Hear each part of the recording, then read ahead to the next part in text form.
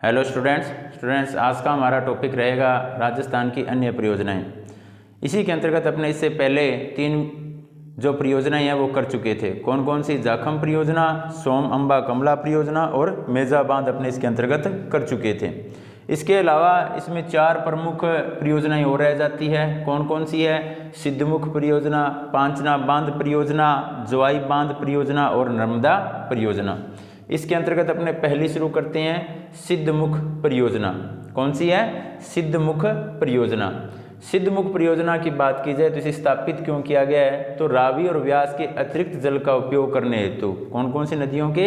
रावी और व्यास के अतिरिक्त जल का उपयोग करने हेतु इस परियोजना को स्थापित किया गया है। अगर इसे लाभान्वित जिलों की बात की जाए भी कौन कौन से जिले इससे लाभान्वित है, तो श्री गंगानगर, हनुमानगढ़ और चूरू जिले से लाभान्वित है।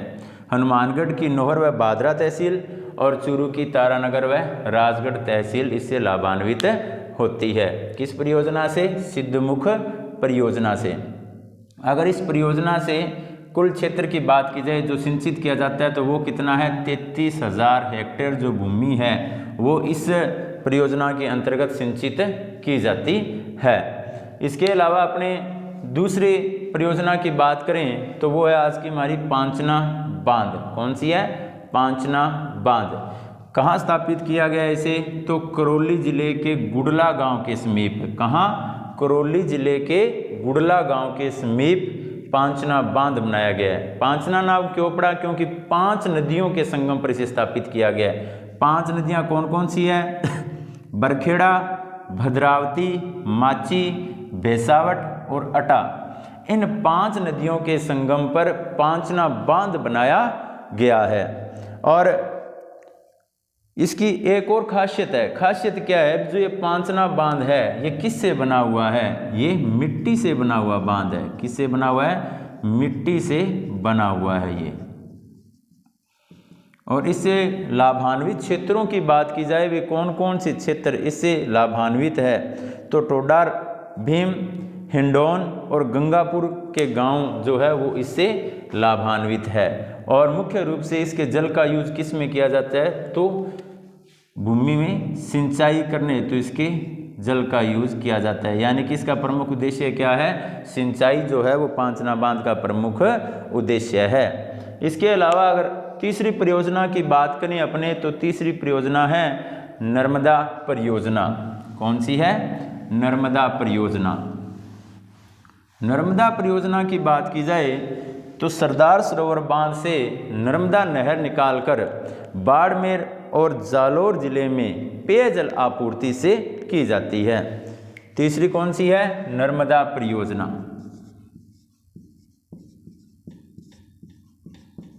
नर्मदा परियोजना। तो ये नर्मदा जो नहर है ये कहाँ से निकाली गई है? सरदार सरोवर बांध से। कहाँ से? सरदार सरोवर बांध से इसे निकाला गया है। किन जिलों को लाभान्वित करने के लिए जो नर्मदा नहर है ये निकाली गई है? तो वो है बाड़मेर व जालोर जिलों को लाभान्वित किया जा रहा है इसे। कौन कौन से?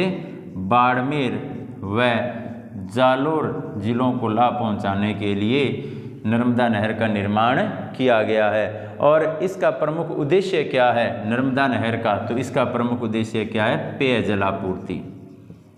किस हेतु इसे स्थापित किया गया है? बाड़मेर और जालोर जिले में पेयजल आपूर्ति हेतु नर्मदा परियोजना स्थापित की गई है। इसके बाद चौथी और लास्ट परियोजना हमारी कौन सी है? जवाई बांध परियोजना।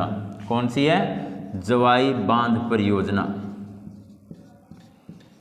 जवाई बांध परियोजना। जवाई बांध परियोजना की बात की जाए तो पश्चिमी राजस्थान में लूणी की सहायक जवाई नदी पर पाली में एक बांध बनाया गया है। किस नदी पर इसे स्थापित किया गया है? तो लूणी नदी की सहायक। कौन सी? जवाई। इस नदी पर जवाई बांध बनाया गया है। ये कहाँ बनाया गया है? तो एरिनपुरा यानी कि पाली में इसे स्थापित किया गया है। कहाँ स्थापित किया गया इसे?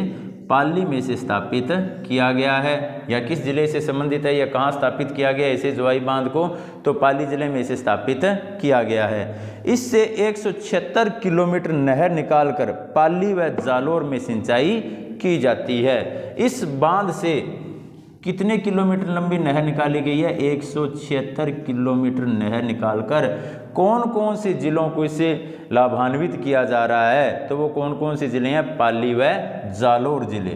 कौन कौन से हैं? पाली व जालोर जिलों को इससे लाभान्वित किया जा रहा है। और इस परियोजना का प्रमुख उद्देश्य क्या है? तो इस परियोजना का प्रमुख उद्देश्य सिंचाई है। क्या है? सिंचाई इस परियोजना का प्रमुख उद्देश्य है। तो बच्चों आज अपने राजस्थान की अन्य परियोजनाएं जो थी उन्हें कंप्लीट कर चुके हैं, जिसमें अपने 7 परियोजनाएं की है इनके अंतर्गत। पहली परियोजना कौन सी की थी? जाखम परियोजना। दूसरी सोम अंबा कमला परियोजना। तीसरा मेजा बांध। चौथी सिद्धमुख परियोजना। पांचवी पांचना बांध। छठी नर्मदा परियोजना। और सातवीं अपने कौन सी की? जोवाई बांध परियोजना। आगे का हमारा टॉपिक रहेगा जल संरक्षण। क्या रहेगा? जल संरक्षण। संरक्षण यानी कि बचाना। भी जो वर्षा जल है उसे किस प्रकार अपने संचित करके उसे बचा सकते हैं, और घरेलू कार्यों हेतु पेयजल के रूप में या अन्य कार्यों हेतु उसका किस प्रकार यूज कर सकते हैं। तो हमारा आज का दूसरा टॉपिक क्या रहेगा? जल संरक्षण।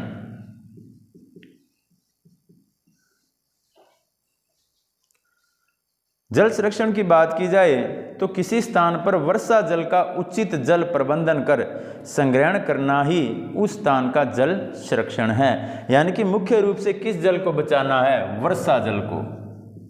किस जल को? वर्षा जल का संग्रहण करना ही क्या कहलाता है? जल संरक्षण है।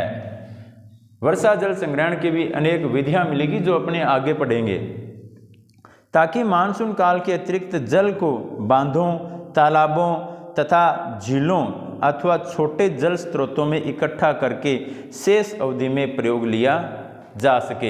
यानी कि जब हमारे पास पर्याप्त जल उपलब्ध है तो उस समय अपने उस जल का उपयोग कर सकते हैं, लेकिन जब उस जल की कमी हो जाएगी उस स्थिति में अपने क्या करना चाहिए? वर्षा जल जो हमारे द्वारा संग्रहित किया है अपने उसका यूज कर सकते हैं, उसका प्रयोग कर सकते हैं। भारतीय संस्कृति में जल को अमृत के समान माना गया है, जिसके प्रति संवेदनशीलता के कारण देश के शासकों, सेठ साहूकारों तथा स्थानीय नागरिकों ने गांवों तथा नगरों में कुएं, बावड़ी, तालाब और झीलों का निर्माण करवाया था। जो ये कुएं हैं, तालाब हैं, बावड़ी है, झीलें हैं, इनका निर्माण भी किस उद्देश्य से करवाया गया था? इनका भी जो वर्षा जल है उसके संरक्षण या उसको संग्रहित करने के लिए ही जो सेठ, साहूकार, ठीक है, या स्थानीय जो नागरिक है उनके द्वारा गांवों में, नगरों में कुएं, बावड़ी, तालाब, झीलें आदि का निर्माण करवाया गया था। प्राचीन भारत में जल संरक्षण के प्रति सद्भावना होती थी। इसी कारण भारत में सिंधु सभ्यता की खुदाई से कुंड, कूप तथा नहरों के साक्ष्य मिले हैं। अगर अपने बात की जाए भी आज से 5000 वर्ष पूर्व की, जब भारत में कौन सी सभ्यता विकास पर थी? तो हड़प्पा सभ्यता। कौन सी थी? हड़प्पा सभ्यता, या आपने इसका क्या नाम कह सकते हैं? सिंधु घाटी सभ्यता। क्या कह सकते हैं? सिंधु घाटी सभ्यता। उस समय की खुदाई में भी हमें विभिन्न प्रकार के ऐसे साक्ष्य प्राप्त होते हैं जिनसे हमें ये जानकारी मिलती है भी आज से 5000 साल पूर्व या उससे भी पूर्व भारत में कुंड, नलकूप और नहरें बनवाकर जल संरक्षण किया जाता था। कौटिल्य के अर्थशास्त्र के अनुसार चंद्रगुप्त मौर्य ने सुदर्शन झील का निर्माण करवाया था। जो कौटिल्य है, कौटिल्य को अपने अलग अलग नामों से जानते हैं, कौटिल्य, विष्णुगुप्त। तो इसके द्वारा जो लिखित ग्रंथ है कौन सा? अर्थशास्त्र। अर्थशास्त्र से हमें क्या जानकारी मिलती है? कौटिल्य का जो शिष्य था चंद्रगुप्त मौर्य। कौन था? चंद्रगुप्त मौर्य। चंद्रगुप्त मौर्य ने जन भलाई हेतु कौन सी झील का निर्माण करवाया था? सुदर्शन झील का निर्माण करवाया था। सुदर्शन झील का निर्माण करवाया था। गुजरात के सौराष्ट्र प्रांत में चंद्रगुप्त मौर्य द्वारा सुदर्शन झील का निर्माण करवाया गया था जन भलाई के लिए। दक्षिण भारत में चालुक्य शासकों द्वारा विभिन्न एनीकटों तथा बांधों का निर्माण भी करवाया गया, जो मुख्य रूप से जल संरक्षण का एक महत्वपूर्ण उदाहरण है। राजस्थान में जल संरक्षण के प्रति संवेदनशीलता परंपरागत रही है। क्यों रही है? राजस्थान की अगर अपने बात करें तो राजस्थान में जल संरक्षण की जो विधियां हैं या जो परंपरा है वो अधिक पुरानी क्यों रही है? इसके पीछे रीजन क्या है? क्योंकि राजस्थान हमेशा ही क्या करता रहा था? सूखे अकाल का सामना करता रहा था। इसीलिए राजस्थान में आज से हजारों वर्ष पूर्व भी जल संरक्षण की जो विभिन्न विधियां थी उन्हें अपनाया जाता था अकाल और सूखे से निपटने के लिए। इसी कारण स्थानीय राजाओं तथा साहूकारों द्वारा बावड़ी, झालरा, नाड़ी, कुएं, कुई तथा जोड़ों का निर्माण करवाया गया था। तो बच्चों आज इस प्रकार जो हमारा टॉपिक था राजस्थान की अन्य परियोजनाएं और जल संरक्षण, दोनों टॉपिक हमारे कंप्लीट हो चुके हैं। आप इन टॉपिक्स को लर्न करें और अपनी नोटबुक में नोट करें। थैंक यू बच्चों।